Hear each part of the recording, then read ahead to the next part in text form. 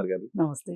గత ప్రభుత్వంలో వాలంటీర్ వ్యవస్థ అనేది ఒక కీ రోల్‌గా మనం చెప్పుకోవచ్చు. వివాదాలకి కావచ్చు, సపోర్ట్‌కి కావచ్చు. 2 విధాలా చూసినా.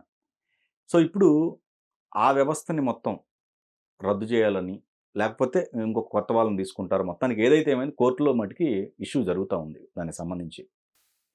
సో, అసలు ఆ వ్యవస్థను పూర్తిగా రద్దు చేయటం మంచిదంటారా? లేకపోతే కొనసాగించడం బెటర్ అంటారా? ఇప్పుడు ఏ రకంగా చూసినా హ్మ్. అసలు వాలంటీర్ వ్యవస్థ ఎందుకు అవసరం? హ్మ్. అవసరమైతే దానికున్న ప్రాధాన్యత ఏంటి? అంటే ఇప్పుడు మనకెలా ఉండాలి అంటే డబ్బు ఖర్చయినా పర్లా. హ్మ్. ఆ డబ్బు ఖర్చవ్వడం వెనక ప్రజల అవసరం ఉందా? లేతే పాలించే వాళ్ళ అవసరం ఉందా అనేది చూసుకోవాలి. ఓకే. ఈ డబ్బు ఎవరిది? ప్రజలదే గదా! ప్రజలదే. ప్రజల డబ్బుని ప్రజల దగ్గరికి సరిగా చేరుస్తున్నారా లేదా? లేదు అంటే ఎవరి జేబుల్లోకన్నా ఎళ్తున్నాయా? ఈ ఈ మొత్తం వ్యవహారం వల్ల ఇంకెవరికన్నా లబ్ధి చేకూరుతుందా? హ్మ్. రహస్యంగా అంటే పరోక్షంగా ఆహ్, చేరుతుందా అనేది ఇయన్నీ డిబేటబుల్ సబ్జెక్ట్స్. ఈ 5 ఏళ్ల పాటు ఎవ్వరు ఆ విషయంలో నోరెత్తల.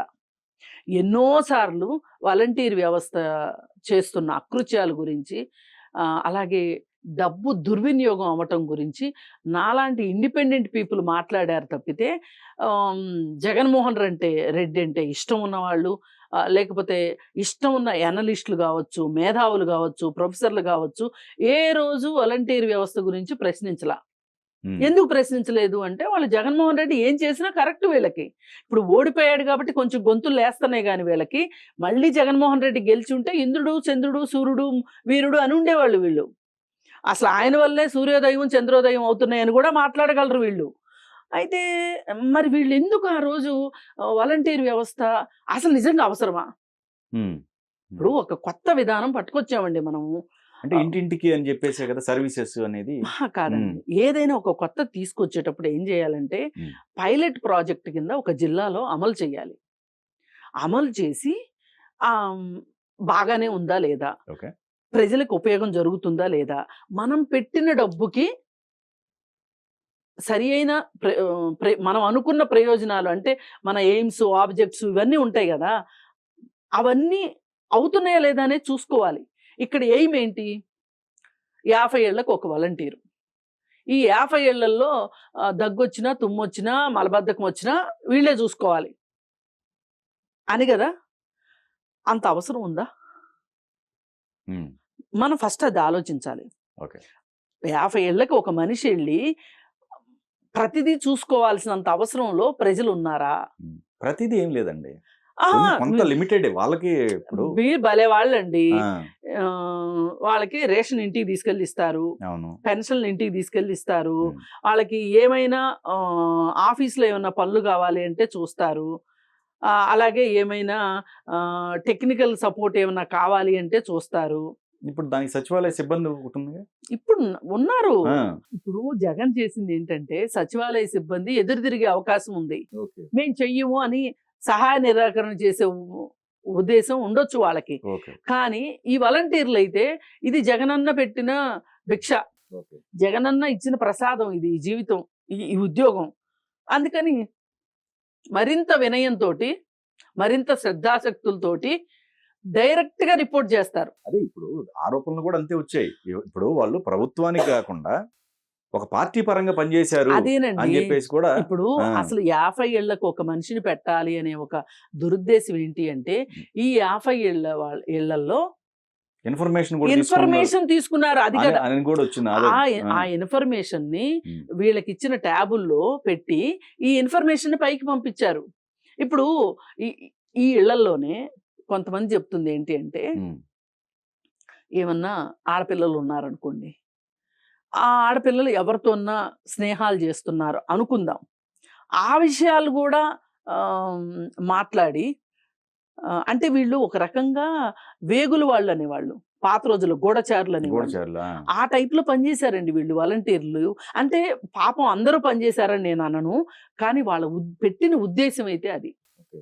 అసలు ఇప్పుడు అవసరం ఏంటి అనేది గనక ఆలోచిస్తే ఇన్ని లక్షల మంది వాలంటీర్లు ఎందుకు ఉండాలి, ఈ వాలంటీర్లు ఎందుకు పెట్టుకున్నారు అన్నదానికి మీకు ఒక క్లాసిక్ ఎగ్జాంపుల్ ఏంటంటే, వాళ్ళ జీతం 5,000, వాళ్ళ అకౌంట్లో 5,200 పడుతున్నాయి.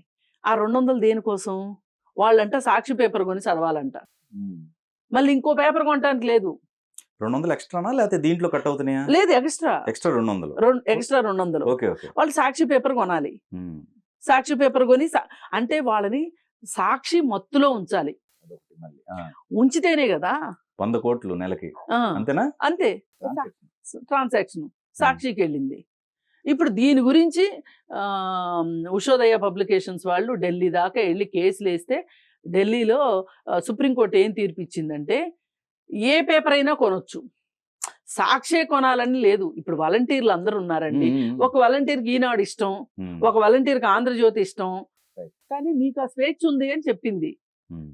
మీరు సచివాలయాలకి ఓన్లీ సాక్షి పేపరే వేయడం ఎంతవరకు కరెక్టు అనే దాన్ని కూడా క్వశ్చన్ చేసింది. క్వశ్చన్ చేసిన తర్వాత ఇప్పుడు 12 లక్షల సర్క్యులేషన్ పడిపోయింది సాక్షికి పార్టీ ఓడిపోగానే. అంటే ఇదంతా పార్టీ కోసం చేసినట్టు, సాక్షి పేపర్ కోసం చేసినట్టేగా.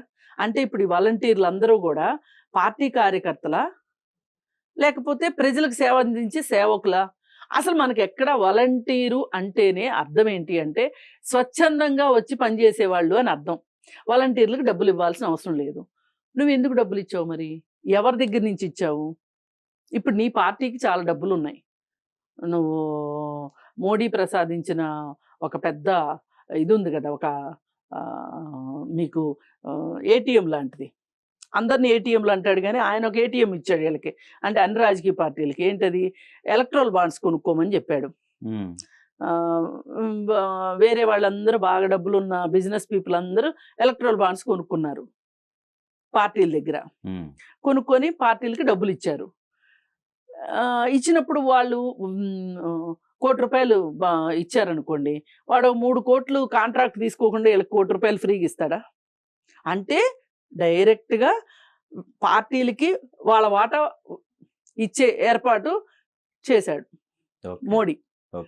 అలానే వైసీపీ పార్టీ దగ్గర బోలెడు డబ్బులు ఉన్నాయి. మోడీ దగ్గర ఇంకా అంతకంటే ఎక్కువ ఉన్నాయి, అది వేరే విషయం. ఉన్నాయి కదా వైసీపీ దగ్గర. మరి వైసీపీ అందుకే జిల్లాకు ఒక పార్టీ ఆఫీస్ కట్టగలిగింది. ఇప్పుడు ఆ రాష్ట్రంలో ఎక్కడా తట్టమట్టి ఎత్తలేదు, కానీ పార్టీ ఆఫీసులన్నీ రెడీ అయిపోవచ్చినాయి. చూశారు కదా, అందరు విజువల్స్ చూశారు కదా. మహల్స్, ఇప్పుడు రిషికొండ మహల్ దగ్గర నుంచి అన్ని మహల్సే కదా. ఎవరన్నా పార్టీ ఆఫీసు 2-3 అంతస్తులు కట్టుకుంటారు. నేను చాలా పార్టీ ఆఫీసులు చూశాను.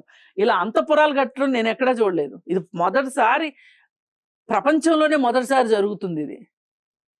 మరి మీ దగ్గర డబ్బులు ఉన్నప్పుడు, మీకు కార్యకర్తలను పోషించుకోవాలి అనుకున్నప్పుడు, మీ పార్టీ డబ్బులతోటి మీరు పోషించుకోవచ్చు కదా. ప్రభుత్వ ఖజానాన్ని ఎట్లా తూట్లు పొడిచారు? మీరు ఇంత చేసిన వాళ్ళు చంద్రబాబు నాయుడిని స్కిల్ డెవలప్మెంట్ కేసులో మీరు ఎట్లా అరెస్ట్ చేస్తారు? అవినీతి అని కదా. ఇది పెద్ద అవినీతి. ఇంకా చాలా అవినీతులు ఉన్నాయి, అది వేరే విషయం. వాలంటీర్ వ్యవస్థ ఒక పక్క మనకి సచివాలయ సిబ్బంది ఉండగా, ఇంకా మీకు కావాలి అంటే సచివాలయ పేరుతోటి సిబ్బందిని తీసుకోండి మీరు. అంతేగాని వాలంటీర్ వ్యవస్థ అనేది రద్దు చేయటం 100కి 100% కరెక్ట్. ఎందుకంటే అంటే నేను ఉద్యోగాలు ఇవ్వడం గురించి ఇప్పుడు తను ఏం చెప్తున్నాడు జగన్మోహన్ రెడ్డి, ఒక పక్క వాళ్ళేమో వాలంటీర్లని రిపోర్ట్ ఇస్తున్నాడు కోర్టు అడిగితే, ఈ వాలంటీర్ల ఉద్యోగాల్ని ఉద్యోగ కల్పన కింద చూపిస్తున్నాడు. 2 కాంట్రడిక్షన్ కదా. అది ఎట్లా చెప్తాడు మరి? మరి వీళ్ళు వాలంటీర్లే అయినప్పుడు వీళ్ళకి జీతం ఇవ్వాల్సిన అవసరం లేదు, స్వచ్ఛందంగా వచ్చి చేస్తారు. ఇప్పుడు ఎన్ఎస్ఎస్ అవి ఉన్నాయి కదా, అది స్వచ్ఛంద సేవకులు అంటారు వాళ్ళని. వెళ్ళి చేస్తారు. జీతం ఎందుకు పెట్టావు? నువ్వు అకౌంట్లో వేస్తున్నావు, వాళ్ళకి ఒక ఫోన్ ఇచ్చావు, వాళ్ళకి ఒక ట్యాబ్ ఇచ్చేసావు, పైగా కొంతమంది వాలంటీర్లకు కలిపి ఒక సూపర్ హీరోని పెట్టావు, ఆ సూపర్ హీరోలకి కొంతమందిని ఇంకొక సూపర్ హీరోని పెట్టావు. వీళ్ళందరూ కలిసి ఐప్యాక్ వీళ్ళు అందరూ కలిసి జగన్మోహన్ రెడ్డికి డైరెక్ట్గా రిపోర్ట్ చేస్తారు. దానివల్లే పార్టీ ఓడిపోయింది. అసలు ఇక్కడ నిజంగా కార్యకర్తలకు విలువ లేదు వైసీపీ పార్టీలో, ఎమ్మెల్యేలకు విలువ లేదు, సర్పంచులకు విలువ లేదు. అసలు సర్పంచ్ అంటే లెక్కే లేదు. ఒక వాలంటీర్‌ని సర్పంచ్ ఏదన్నా అడిగితే నీకు చెప్పేదేంటి సమాధానం అన్నట్లు బిహేవ్ చేశారు. ఎందుకంటే వీళ్ళు రిపోర్ట్ చేసేది ఎవరికి? ఆళ్ళ పైన లీడర్‌కి. ఓకే. అంటే అంటే తనేం చేశాడంటే ఒక సమాంతర వ్యవస్థను ఏర్పాటు చేశాడు. రాజ్యాంగబద్ధం కాని సమాంతర వ్యవస్థని. ఓకే. అది తను జగన్ చేసిన తప్పు. జగన్ రెడ్డి చేసిన తప్పు. ఓకే. ఇప్పుడు సచివాలయ సిబ్బంది ఉంది. సచివాలయ సిబ్బంది రాజ్యాంగబద్ధంగా ఉన్న మ్ మన వ్యవస్థలో మనుషులు వాళ్ళు, ఉద్యోగస్తులు వాళ్ళు. నీకు ఆళ్ళు సరిపోవట్లేదంటే ఇంకొంతమందిని వేసుకో. ఇంకొకటండి రేషన్ తీసుకునేవాళ్ళు రేషన్ షాప్‌కొచ్చి రేషన్ తీసుకోరా? ఇక్కడ ఒకటి చెప్పుకోవచ్చండి. హ్మ్. వికలాంగులున్నారు, హ్మ్. వృద్ధులున్నారు. హ్మ్. అంటే నడవలేని పరిస్థితిలో ఉన్న వాళ్ళని ఇంటి దగ్గరికెళ్ళొచ్చండి. హ్మ్. అందరూ వాళ్ళే ఉన్నారా? అదే కదా! హ్మ్. అసలు కాదండి. నేనొకటి చెప్తా. ఇప్పుడు హ్మ్. వికలాంగులన్నారు మీరు. వికలాంగులకి కరెక్టే. ఎళ్ళొచ్చండి. ఇంటి ఎ దగ్గరికెళ్ళొచ్చు. ఎళ్ళొచ్చు. ఆ! నేనేమంటానంటే హ్మ్. ఇప్పుడు వికలాంగులు అంటే వాళ్ళొక్కళ్ళే ఉండరు ఇంట్లో. హ్మ్. వాళ్ళొక్కళ్ళే పైనుంచి ఊడిపడలా. హ్మ్. ఆ వికలాంగులకు ఒక కుటుంబం ఉంటది. వీళ్ళ బదులు వాళ్ళెళ్లి అంటే తీసుకొస్తారు. వీళ్ళ తంబేయాలి గదండీ. ఏమండి హ్మ్. వీళ్ళని తీసుకుని ఎళ్ళలేరా? అంతగా లేని పరిస్థితి ఉన్నప్పుడు సచివాలయ వ్యవస్థ సంబంధించిన వాళ్ళు ఇంటికొచ్చి ఇచ్చెళ్తారు. హ్మ్. అది పెద్ద ఇప్పుడు సచివాలయ ఊర్లో ఎంతమంది ఉంటారండి? అంత తిరగలేని వ్యక్తులు ఎంతమంది ఉంటారు? అదేనండి. అంటే ఇక్కడ కొంతమంది ఉండొచ్చు. ఆ అదే కొంతమందికి వెసులుబాటిచ్చి వెసులుబాటు మిగిలిన వాళ్ళని రమ్మనొచ్చు. రమ్మనొచ్చు. ఇప్పుడు బాగున్నోళ్ళని రమ్మనొచ్చు. అది కూడా వాళ్ళకి కూడా కాదండి. ఇంకొక కాంట్రడిక్షన్ ఏంటంటే, హ్మ్. ఈ వాలంటీర్లు కూడా హ్మ్. చేరింది, ఈ వాలంటీర్ ఉద్యోగమే ఉంటది అంటే ఆళ్ళు చేరేవాళ్ళు కాదు. వాళ్ళు పర్మనెంట్ చేస్తారనుకున్నారు వాళ్ళు. అదే. ఓకే. మాకొక ఉద్యోగం వచ్చేస్తది గదా! అనుకున్నారు. ఈ చేరిన వాళ్ళలో ఎవరెవరున్నారు? గ్రాడ్యుయేట్లున్నారు, ఇంజినీర్లున్నారు, లాయర్లున్నారు. నీ సో నీ పిల్లలేమో లండన్‌లో పెద్ద పెద్ద ఉద్యోగాలు జేసుకోవాలి. వీళ్ళేమో ఇక్కడ మూటలు మోయాలి. నేను డిగ్నిటీ ఆఫ్ లేబర్ గురించి అదే. మాట్లాడట్లేదండి. అవును. మరి నీ ఉద్దేశ్యం అయితే అదే గదా! అసలు వాళ్ళని ఎందుకు రేషన్ మోపిచ్చాల్సిన అవసరం ఏంటి వాళ్ళతోటి? హ్మ్. చదువుకున్న పిల్లలతోటి? ఆ చదువు తగ్గ ఉద్యోగం నువ్వు ఇవ్వలేవా? ఇవ్వలేకే ఇలాంటి వేషాలన్నీ యేసింది. ఏ రకంగా చూసినా సరే, సచివాలయ సిబ్బంది అనేది మనకి రాజ్యాంగబద్ధంగా ఏర్పాటైన ఒక అమరిక. దాన్ని మీరు పరిపుష్టం జేయాలి. అంతేగాని ఇలా సైడ్ ట్రాక్‌లో ఎక్స్‌ట్రా ఆర్టిస్ట్‌లని లాగా వీళ్ళని తీసుకొనొచ్చి అన్నిటికన్నా బాధేంటి అంటే, వీళ్ళు ఒక కలెక్టర్‌కి సమాధానం చెప్పాల్సిన అవసరం లేదండి. డైరెక్ట్‌గా ఐపాక్ వాళ్ళకి వీళ్ళు సమాధానం జెప్పేది. ఇది ఎంత తప్పండి? ఓకే. మరి అలాంటప్పుడు హ్మ్. నీ పార్టీ అంటే నీ సొంత ప్రయోజనమే ఉందక్కడ. ప్రజల ప్రయోజనం కన్నా పార్టీ చ ప్రయోజనాలే చట్టం ప్రయోజనం కన్నా ఉంది గాబట్టి హ్మ్. ఆ పని చెయ్యాలి. ఓకే. పైగా వాలంటీర్‌లతోటి నువ్వేం జెప్పావు వాళ్ళు ఆహ్, పా వైసీపీ పార్టీ ప్రచారకులుగా ఉన్నారు అన్నదానికి ఏం జెప్పావు అంటే, ఎవరు మీరు అట్లా చేయటానికి వీల్లేదు అనగానే ఆహ్, హ్మ్, వాళ్ళ చేత ఏం చేయించాడు రిజైన్ చేయించేశాడు. కొంతమంది చేయల.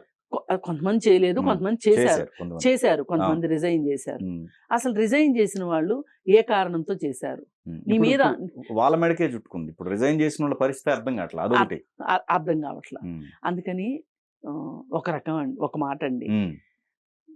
జగన్ రెడ్డి ఏది చేసినా తన లాభము, తన అధికారానికి లాభమే చూసుకుంటాడు తప్పితే, మనం ఇంతకుముందు ఐఏఎస్ ఆఫీసర్‌లతోనే ఆట ఆడుకున్నోడు. ఈ వాలంటీర్లు ఒక లెక్క.